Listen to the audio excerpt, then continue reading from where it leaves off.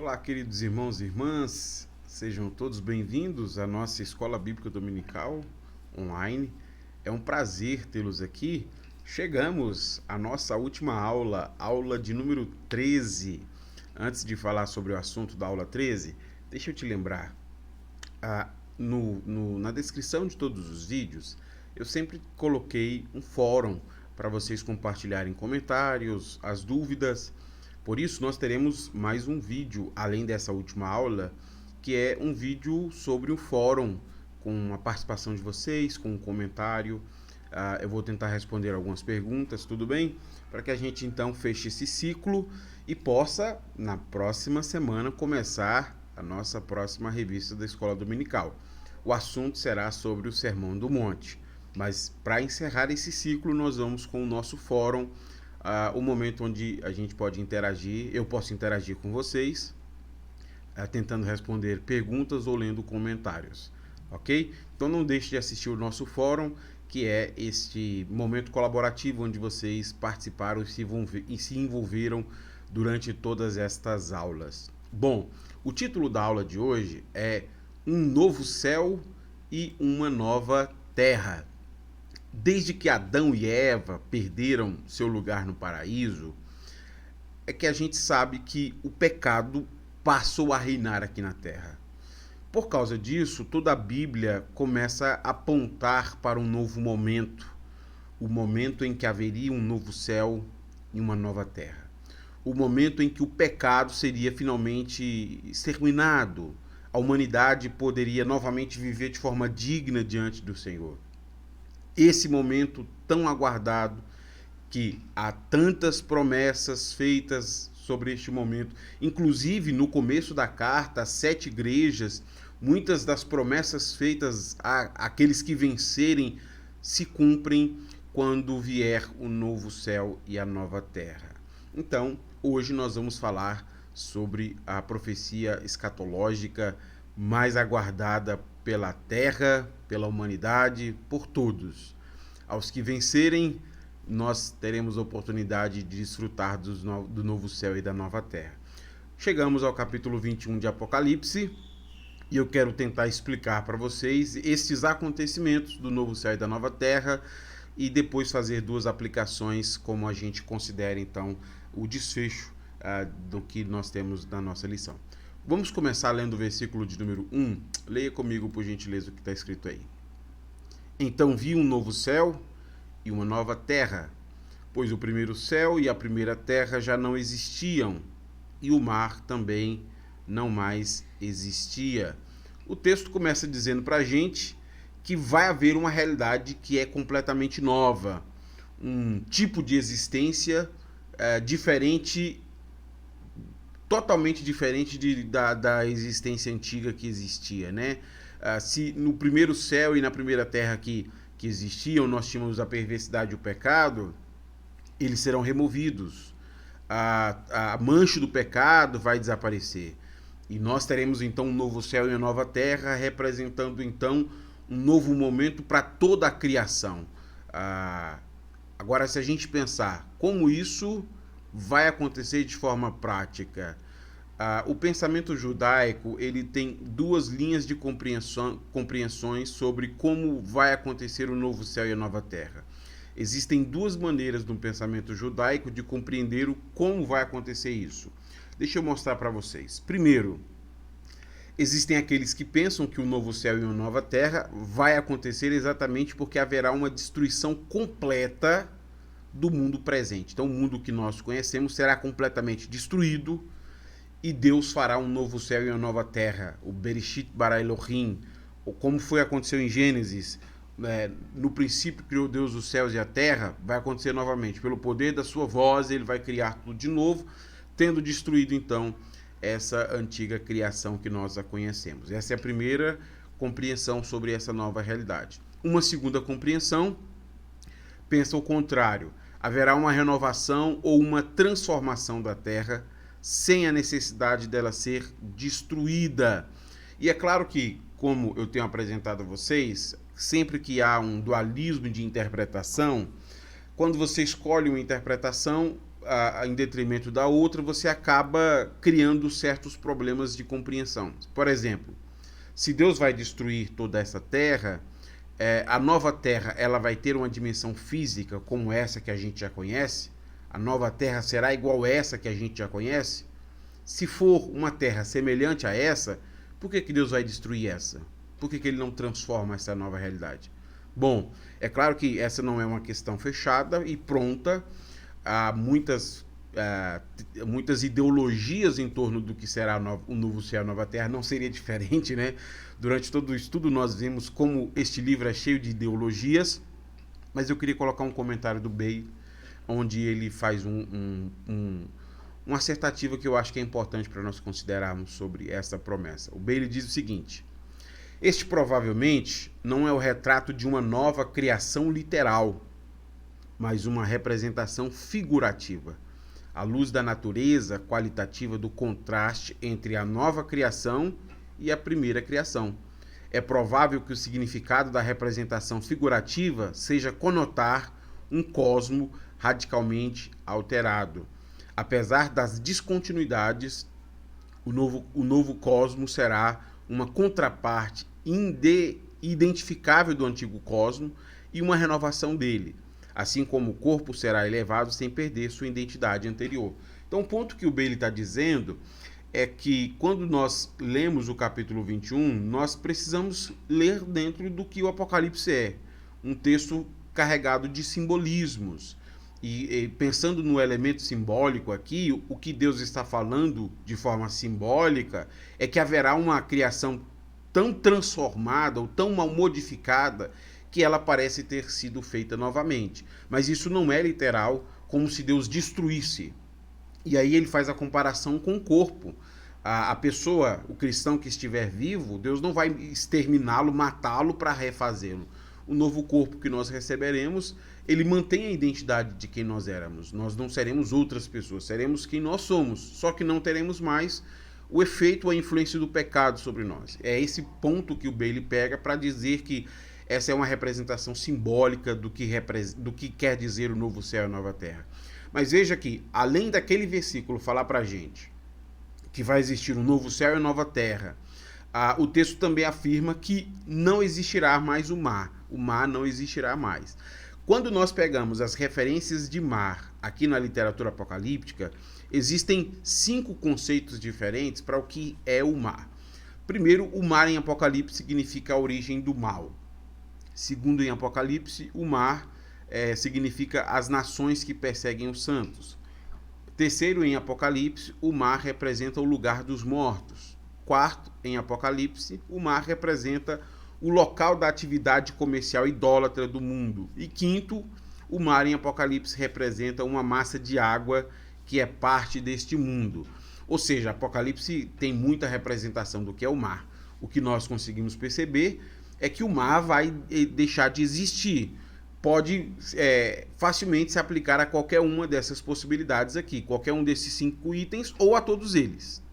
Então, quando diz que o mar não existirá, ou pode se aplicar a qualquer um desses, ou todos eles podem ser aplicados. Bom, então perceba que são esses 2 primeiros elementos que acontecem, o novo céu e a nova terra e o fim do mar. Quando o novo céu e a nova terra estiverem nos seus lugares, desce então a nova Jerusalém. Ou seja, quando a criação for renovada, transformada, nessa compreensão simbólica e não literal, a nova Jerusalém desce, que é exatamente o versículo de número 2. Veja comigo. Eu vi a cidade santa, a nova Jerusalém, que descia do céu, da parte de Deus, como uma noiva belamente vestida para o seu marido. Apesar desse termo, Nova Jerusalém, aparecer apenas aqui em Apocalipse de João, essa é uma expressão própria do Apocalipse de João, esse conceito Nova Jerusalém, ele não é próprio do Apocalipse de João. Várias passagens de Isaías, Ezequiel, Zacarias vão tratar sobre o que seria essa Nova Jerusalém. Nós temos também textos do Novo Testamento, como Gálatas, Hebreus.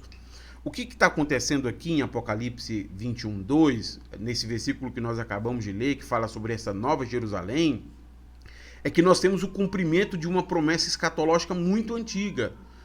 quando a Nova Jerusalém desce do céu, a terra e o céu finalmente estão unidos em um só lugar. O poder divino que desce do céu agora habita aqui na terra e este é o lar do povo santo. Então, já que o povo santo tem a criação toda é renovada e o povo santo tem um pecado extirpado e o pecado não existe mais aqui na terra, a presença de Deus habita aqui na terra. E é isso que significa a Nova Jerusalém. A Nova Jerusalém é essa representação bíblica de Deus habitando definitivamente por completo no meio do seu povo. O céu e terra são um lugar só. E é por isso que a Nova Jerusalém é comparada com uma noiva arrumada para se encontrar com o noivo. Deixa eu ler de novo esse texto. Eu queria que você reparasse isso, porque daqui surge uma compreensão que é um pouco diferente da usual. Veja comigo. Eu vi a cidade santa, a Nova Jerusalém, que descia do céu, da parte de Deus, como uma noiva. Quem que está descendo como uma noiva belamente vestida para o seu marido? A Nova Jerusalém. Então, esse fato faz com que alguns intérpretes compreendam que o título Nova Jerusalém é uma designação para o povo santo. Ou seja, Nova Jerusalém seria uma descrição da condição futura e não do lar futuro. Então, essa é uma possibilidade de compreensão, tendo em vista que a Nova Jerusalém aqui é comparada a essa noiva que se encontra com o noivo. Então, distou um pouco do que as pessoas costumam compreender. Eu penso que essa seria uma leitura mais precisa se nós observarmos o elemento simbólico. Se nós observarmos o elemento da destruição total, literal, como muitas das interpretações do Apocalipse fazem, então provavelmente é uma nova cidade. Mas se nós pegarmos o elemento simbólico e o que está sendo dito aqui, essa Nova Jerusalém é uma condição futura do povo santo. Eles agora são morada completa de Deus e Deus está completamente habitando neles. Após ter essa visão, João ouve então a confirmação de tudo isso que ele está vendo. João ouve a confirmação sobre essa Nova Jerusalém, sobre essa nova condição do povo santo, sobre essa nova habitação de Deus. Veja comigo essa confirmação com uma voz. Versículo 3 e 4. Ouvi uma forte voz que vinha do trono e dizia: vejam, o tabernáculo de Deus está no meio do seu povo. Deus habitará com eles e eles serão seu povo. O próprio Deus estará com eles. E ele lhes enxugará dos olhos toda lágrima. E não haverá mais morte, nem tristeza, nem choro, nem dor. Todas estas coisas passaram para sempre. Aqui há uma forte apresentação do que João está vendo com uma voz não identificada, com uma voz não identificada que começa a interpretar a relevância dessa cidade celestial para os crentes que estão ouvindo. Então, uma voz que a gente não sabe quem é, uma voz muito forte que vem do trono, faz essa afirmação: vejam, o tabernáculo de Deus está no meio do seu povo, e segue toda essa afirmação aí. O que essa voz está dizendo é que Deus não mais habitará nas alturas. Deus não está mais acima do seu povo. Agora, Deus tabernaculará no meio deles. Deus habitará com eles.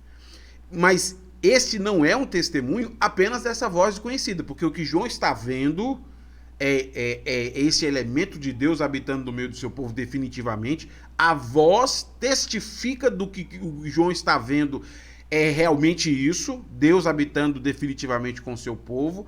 Mas aí, não só uma voz desconhecida, o próprio Deus testifica sobre isso no versículo de número 5 e 6. Veja como Deus confirma isso. E aquele que estava sentado no trono disse: vejam, faço nova todas as coisas. Em seguida disse: escreva isso, pois o que lhe digo é digno de confiança e verdadeiro. E disse ainda: está terminado. Eu sou o Alfa e o Ômega, o princípio e o fim. A quem tiver sede, darei de beber gratuitamente das fontes da água da vida. Você conseguiu perceber pela descrição inicial? Não é mais aquela voz que vem do trono quem está falando. Agora a voz é a voz que ecoa daquele que está sentado no trono. Então é mais um testemunho do que tudo que João está vendo é verdade. E Deus que faz esta afirmação, Deus que faz essa confirmação, ele faz essa confirmação com 5 afirmações. São 5 afirmações importantes que Deus faz aqui e eu queria explicar rapidinho cada uma delas para vocês. Na primeira afirmação, Deus diz assim: vejam, faço nova todas as coisas. Essa primeira afirmação, Deus está destacando tanto o seu poder quanto a confiabilidade do que João está vendo. Ele vai fazer nova todas as coisas. Então, primeiro ponto que Deus destaca é o seu poder e a confiabilidade da visão de João. A segunda afirmativa de Deus diz assim: escreve isso, pois o que lhe digo é digno de confiança e verdadeiro. Ou seja, mais uma vez, João recebe a ordem para escrever essa sua mensagem diretamente para a igreja, esse texto que nós estamos lendo. E o propósito de João escrever esse texto que nós estamos lendo para a igreja é exatamente para auxiliar aqueles leitores a entenderem a confiabilidade e a importância dessa mensagem. Então Deus está mais uma vez dizendo para João fazer isso. A terceira afirmativa, Deus diz: está terminado. Essa afirmativa indica para nós que a história da salvação está no final, que aquela era futura tão aguardada começou. Essa é a terceira afirmativa. A história da salvação está no final, a era futura começou. E como quarta afirmativa, Deus diz: eu sou o Alfa e o Ômega, o princípio e o fim. Esse título que é dado aqui para Deus significa que Deus não controla somente o começo e o final. Alfa e Ômega seria isso. Deus não controla somente o começo da história e o final da história, mas também Deus controla tudo o que acontece entre esses dois períodos, entre o começo da história e o final da história. Ou seja, Deus é soberano sobre toda a história, do começo ao fim, e ele está mostrando isso. E aí vem a quinta e última afirmativa: a quem tiver sede, darei de beber gratuitamente das fontes da água da vida. Os sedentos são aqueles que se voltam para Cristo em vez de irem ao mundo. Por causa disso, por terem ido a Cristo como sendo a fonte da água viva, o Senhor lhes dará a água da vida. Isso faz com que essas palavras que estão sendo ditas por Deus aqui, nessa quinta afirmativa, se tornem um convite. Você está espiritualmente sedento? Venha e beba da água da vida. E por que essa quinta afirmação de Deus é um convite? Porque depois de convidar, se você está com sede, venha e beba da água da vida, Deus encerra com um desafio. E o desafio é posto no versículo 7 e 8. O vitorioso herdará todas essas bênçãos. Eu serei seu Deus e ele será meu filho. Mas os covardes, os incrédulos, os corruptos, os assassinos, os sexualmente impuros, os que praticam feitiçaria, os adoradores de ídolos e todos os mentirosos estão destinados ao lago de fogo que arde com enxofre. Esta é a segunda morte. Então, depois de receber o convite para beber a água da vida, se você está sedento, venha beber da água da vida, o desafio de Deus é: ou você será um corajoso, ou você será um covarde. Se você for um corajoso, você herdará todas essas bênçãos. Eu serei o seu Deus e você será o meu filho. E Deus chama de corajoso. Em contraste a essas pessoas, o versículo de número 8 começa chamando estes outros de covardes. E estes covardes serão lançados no lago de fogo. E aqui é importante perceber que covardes é o primeiro pecado, mas existem todos os outros. Eu queria colocar um comentário do Osborne, onde o Osborne abrange tudo isso e dá um destaque especial para o que é esse covarde aqui. O Osborne diz assim: a presente lista não é, porém, uma enumeração geral de pecados, mas uma relação específica que reúne os pecados mencionados no livro. Seu propósito é resumir a depravação dos incrédulos e cada termo reflete pecados mencionados em outras passagens de Apocalipse. Mas o primeiro pecado da lista, covardes, é digno de consideração especial. Embora o restante da lista descreva pessoas incrédulas e ímpias, esse termo covarde provavelmente se refere àqueles na igreja que não perseveraram e cederam diante das pressões do mundo. E este é um ponto que merece destaque, segundo Osborne. Porque depois de falar sobre a água da vida, Deus encerra dizendo: há vencedores e covardes. Os vencedores perseveram, porque eles são sedentos para beberem da água viva. Os covardes recuam, desistem e abandonam de sua fé. E eles estão incluídos na lista daqueles que serão lançados no lago de fogo. Então, o que destoa dessa lista é que os covardes, segundo Osborne aqui, a sua exegese, não diz respeito a pecadores como outros, mas a pessoas religiosas que não perseveraram na sua fé e não seguiram a convicção sobre o que Deus proferiu aqui como mensagem na mensagem do Apocalipse e no Evangelho de Jesus Cristo. Eu queria encerrar com duas aplicações, o que nós consideramos como valioso dessas palavras finais do Senhor. Primeira aplicação que eu quero fazer a você. Para o sedento, Deus se apresenta como sendo a fonte de água viva. Repetindo, para o sedento, Deus se apresenta como sendo a fonte de água viva. Qual é a condição da sua vida? Você se sente sedento ou você se sente satisfeito? Se você está com sede de água espiritual, você descobrirá que Deus é a fonte da água que pode te saciar. Essas palavras também foram ditas por Jesus, né? Quem tem sede, vem a mim e beba. O ser humano que tem sede espiritual, um desejo espiritual, ele descobre que Deus é o único que pode satisfazer a sua sede, porque ele é a fonte. E sobre isso, tem um comentário do Tozer que eu acho maravilhoso, porque o Tozer diz assim: nos recessos profundos da alma do homem existe um desejo avassalador em relação ao Criador. Este é um fio comum em toda a humanidade, criada à imagem de Deus.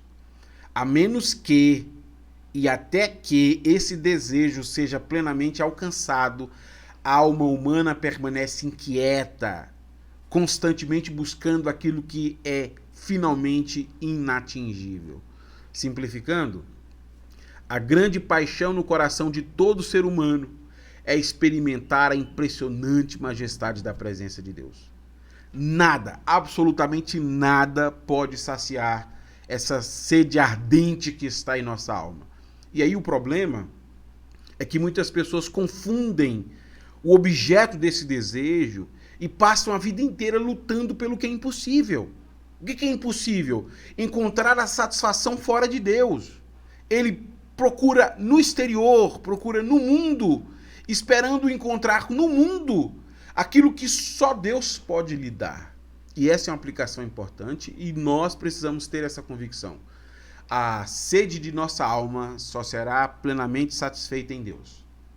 E para aqueles que estão sedentos, Deus se revela como sendo a fonte da água.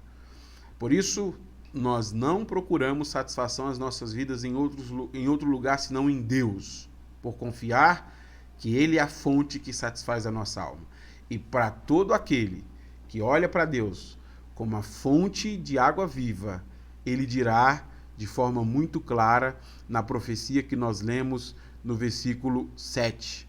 O vitorioso herdará todas essas bênçãos, eu serei o seu Deus, ele será o meu filho. E ainda, no versículo de número 6, A voz que disse do trono ecoou. Eu sou o Alfa, o Ômega, o princípio e o fim. A quem tiver sede, darei de beber gratuitamente das fontes da água da vida. Isso não é maravilhoso? Então, meu querido irmão e irmã que me escuta nessa aula, lembre-se disso. A fonte que satisfará a sua vida é Deus. Ele e apenas Ele. Segunda e última aplicação que eu faço a você é, na verdade, uma pergunta. De qual lado você está? Dos vitoriosos ou dos covardes? Porque essas duas expressões são usadas para aqueles que se diziam cristãos. A diferença é que os vitoriosos são aqueles que perseveraram, que aparecem em todas as igrejas da Anatólia. Perseverem, ao que vencer, ao que vencer. Os vitoriosos alcançarão um grande prêmio celestial. Os covardes, eles recuam da fé. Eles cedem às tentações do diabo, cedem ao engano de Satanás, cedem às paixões deste mundo e acham que podem encontrar satisfação nas coisas terrenas. Por isso, a palavra final que nós estudamos é uma advertência a todos nós. Onde nós temos encontrado satisfação à nossa alma? Será que nós estamos flertando com o mundo e com as coisas que no mundo há, pensando que aqui encontraremos o que a nossa alma espera encontrar e encontrará apenas em Deus?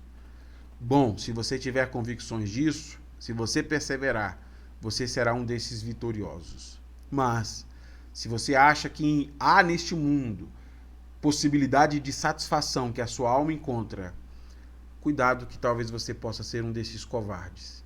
O ponto é que a decisão está em nossas mãos. Como nós nos posicionaremos diante da mensagem de Deus à sua igreja. Foi um prazer ter estado aqui com você. Eu espero que este conteúdo te ajude e tenha ali contribuído com o seu aprendizado sobre a Apocalipse de João e algumas questões de escatologia. Tudo bem? Deus abençoe a sua vida. Até uma próxima.